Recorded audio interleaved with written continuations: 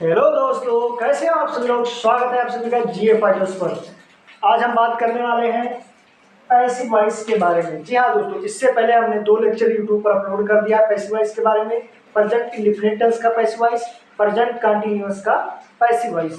आज हम बात करेंगे प्रेजेंट परफेक्ट टेंस का पैसिव वॉइस, उसके एग्जांपल्स, कैसे एक्टिव से पैसिव में बदलते हैं। सारे नियमों को हम अच्छे तरीके से, बहुत ही बारीकी तरीके से देखने वाले हैं। यदि आपने हमारे पिछले पैसिव वॉइस के 2 लेक्चर्स नहीं देखे हैं तो आप उसको पर जाइए। ठीक, जीए फाइटर्स को सब्सक्राइब करिए, साथ ही साथ बेल आइकन दबाना ना भूलिए। और आपको इस वीडियो के लास्ट में एक प्लेलिस्ट दे दी जाएगी डिस्क्रिप्शन बॉक्स में। आपको वहाँ पैसिव वॉइस का एक प्लेलिस्ट मिल जाएगा और एक एक्टिव वॉइस का प्लेलिस्ट मिल जाएगा, तो वहाँ से आप दोनों लेक्चर्स देख सकते हैं बढ़िया से। चलिए शुरू करते हैं। ये हमारा तीसरा लेक्चर है। ठीक,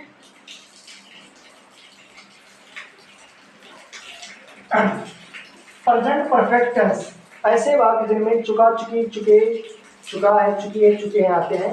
ठीक, ये इसका पहचान हो गया। प्रेजेंट परफेक्ट टेंस का फार्मूला क्या होता है? सब्जेक्ट प्लस हैज या है प्लस बी3 प्लस ऑब्जेक्ट। देखो, सब्जेक्ट हैज है बी3 प्लस ऑब्जेक्ट। अब देखिए हम इसको ऐसे कैसे रिक्रिएट करते हैं फार्मूले को। सब्जेक्ट प्लस हैज या है प्लस बी3 प्लस ऑब्जेक्ट। ठीक, यहाँ हम एक और बनाएंगे। सब्जेक्ट जाएगा यहाँ पर, ऑब्जेक्ट आएगा यहाँ पर, हैज या है को ऑब्जेक्ट की जज्बात है प्लस फिर B3 plus by plus subject आपका। यहाँ देखिए एक चीज, हैज या है प्लस बी लग जाएगा। ठीक, प्लस बी3 प्लस बाई हो जाएगा। ये हो गया आपका, ये एक्टिव हो गया और ये पैसिव का फार्मूला। हमने एक्टिव से पैसिव बनाने का एक स्ट्रक्चर आपको बता दिया है। ठीक, अब हम इसकी मदद से आपको ट्रांसलेशन समझाएंगे। चलिए देखते हैं। अरे आप फार्मूला देख लीजिए। सब्जेक्ट यहाँ गया, हैज या है, फिर बी3 यहाँ बी लग जाएगा, फिर बी3 फिर बाई फिर ऑब्जेक्ट। देखिए अफर्मेटिव का ऑब्जेक्ट हैज या है plus B3 plus by plus subject. Negative का ऑब्जेक्ट हैज या है plus not plus B3 plus by plus new subject या ऑब्जेक्ट कह सकते हैं। हैज इंटेरोगेटिव, ऐसे वाक्य जिनमें क्या शब्द पहले आए और एक और है जिसमें क्या या क्यों, कहाँ, कब आदि शब्द बीच में आए, तो उनका अंग्रेजी में अनुवाद करते समय क्वेश्चन वर्ड पहले लिखते हैं। तो इसीलिए हम जब एक्टिव से पैसिव बनाएंगे तो उसकी क्या करेंगे, हेल्पिंग वर्ब सबसे पहले लिखेंगे इसमें भी, फिर प्लस ऑब्जेक्ट, फिर बीइंग, फिर बी3, फिर बाई, फिर सब्जेक्ट। ऐसे इसका देखिए, क्वेश्चन वर्ड हैज या है plus object plus being plus B3 plus by plus subject. Interrogative और निगेटिव यानी प्रश्नवाचक और नकारात्मक दोनों साथ में आ जाए तो क्या करते हैं? जब प्रश्नवाचक और नकारात्मक दोनों साथ में आ जाए तो क्वेश्चन वर्ड हैज या है being plus object plus not plus B3 plus by plus subject. Has का प्रयोग सिंगुलर के साथ, हैव का प्रयोग प्लूरल फॉर्म के साथ। चलिए एग्जांपल्स करते हैं, तब आपको और अच्छे से समझ में आएगा। She has cut her nails, she has cut her nails. Okay, इसका पैसिव वॉइस ये एक्टिव है। ओके, एक्टिव वॉइस हमको बनाना क्या, पैसिव वॉइस बनाना है। देखो पहले हर नेल्स को हम क्या मानेंगे, न्यू सब्जेक्ट मान लेते हैं। इसको यहाँ लो, हर नेल्स। ठीक, अब नेल्स है ना प्लूरल है लेकिन ये अनकाउंटेबल की तरह रहेगा। ठीक, इसलिए यहाँ पर हैज लिखेंगे, हर नेल्स हैज, फिर क्या लगाएंगे, बीइंग, फॉर्मूले के अनुसार बीइंग फिर क्या करेंगे, कट कट कट कट, यानी कट का थर्ड फॉर्म कट ही होता है, CUT कट। फिर ये her nails has been cut by, फिर हर, इस तरह हम पैसिव वॉइस पढ़ाते हैं। चलिए एक और बताते हैं आपको।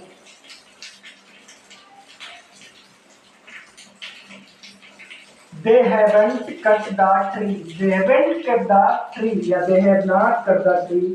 They have not cut the tree. ठीक, द ट्री को पहले लो, निगेटिव का है द ट्री, अब ट्री है इसलिए हैज लग जाएगा, हैज फिर नॉट, ऑब्जेक्ट हैज नॉट फिर बी, फिर by B3 cut, CUT cut ही, कट का तीसरा रूप है, फिर बाई, फिर सब्जेक्ट क्या है, दे का क्या हो जाएगा, them.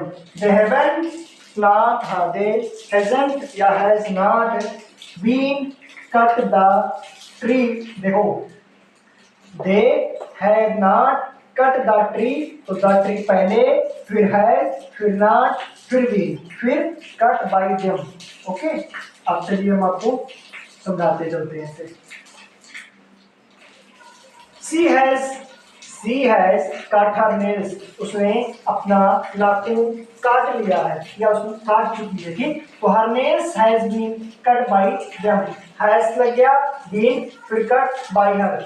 They have not cut the tree, तो द ट्री पहले आ जाएगा, फिर है, फिर नॉट, उसके बाद बीन लगा देंगे, फिर द ट्री हो जाएगा। ऐसे देखो, the tree has not been cut by them, फिर देखो has the principal admitted them, has the principal admitted them। तो इंटेरोगेटिव में सबसे पहले क्या करेंगे, हेल्पिंग वर्ब पहले लाओ, हेल्पिंग वर्ब पहले आ गया किसके अनुसार, them के अनुसार।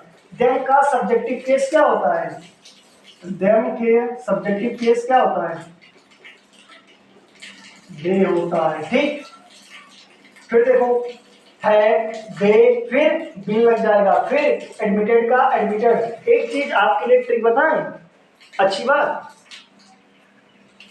जो प्रेजेंट है ना, ओ सॉरी प्रेजेंट परफेक्ट टेंस है, PPT प्रेजेंट परफेक्ट टेंस, इसमें B3 है B3 ऑब्जेक्ट लगता है ना, इसके एक्टिव वॉइस में, ओ सॉरी ये हो गया एक्टिव वॉइस।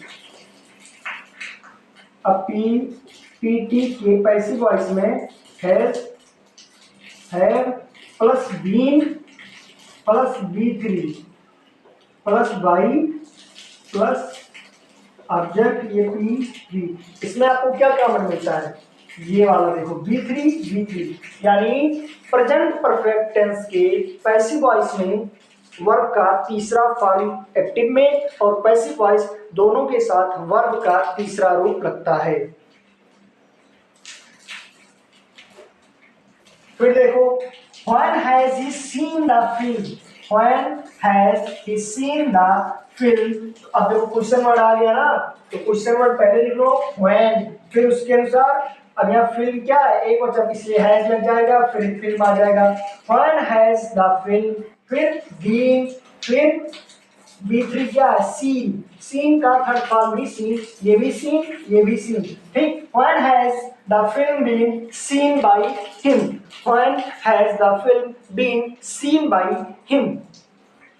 फिर has he not paid their salary, has he not paid their salary, इसका पैसिव वॉइस कैसे करेंगे, तो चलिए क्वेश्चन वर्ड हैज या है, फिर ऑब्जेक्ट, फिर नॉट, B3 बाई सब्जेक्ट। देखो हैज का, देखिए देयर सैलरी, अब यहाँ कई लोगों की बात की जा रही है, क्या उसने उनकी सैलरी दे चुका है या दे दिया है, तो देखो हैव देयर सैलरी, क्या उनकी सैलरी, नॉट बीन पेड मतलब दी गई है, बाय हिम उसके द्वारा, ठीक। फिर देखो हु, अब हु के साथ अगर हु आ जाए, हु का फार्मूला क्या है, who has, who plus has है प्लस B3 प्लस ऑब्जेक्ट, तो हु को बाय हुम में बदल देंगे, फिर हैज हैव, फिर ऑब्जेक्ट, फिर बीन, फिर बी थ्री। तो देखो Who has broken the glass? Who has broken the glass? अब who को क्या कर देंगे? by whom, तो who को by whom में बदल दिए, फिर has लग जाएगा, फिर the glass आ जाएगा, फिर been लगा देंगे, फिर broken। Who has the glass been broken? यानी ग्लास को किसने तोड़ा या किसके द्वारा तोड़ा गया। तो हम आशा करते हैं आपको प्रेजेंट परफेक्ट टेंस का पैसिव वॉइस बहुत ही बेहतरीन तरीके से समझ आ रहा होगा। आप अपने बुक से बढ़िया एग्जाम्पल्स कर सकते हैं। बोर्ड में आपको इसके 2 या 3 नंबर के मार्क्स देखने को मिल सकते हैं, आप चाहे इंटर के हो या हाई स्कूल के हैं। अगर आप 9वीं या 8वीं के विद्यार्थी हैं तो ये सेशन आपके लिए भी इम्पोर्टेंट है। तो दोस्तों, अगर आपने हमारे पिछले 3 लेक्चर्स को पैसिव वॉइस का नहीं देखा है तो इस वीडियो के लास्ट में डिस्क्रिप्शन बॉक्स में हम आपको एक प्लेलिस्ट प्रोवाइड करा देंगे जहां से आपको पैसिव वॉइस के दोनों लेक्चर्स मिल सकते हैं। ठीक, तब तक के लिए आप हमारे जीए फाइटर्स को सब्सक्राइब कर लें और साथ ही साथ बेल आइकन दबाना ना भूलें। तब चलते हैं दोस्तों, मिलते हैं अगले वीडियो में। जय हिंद।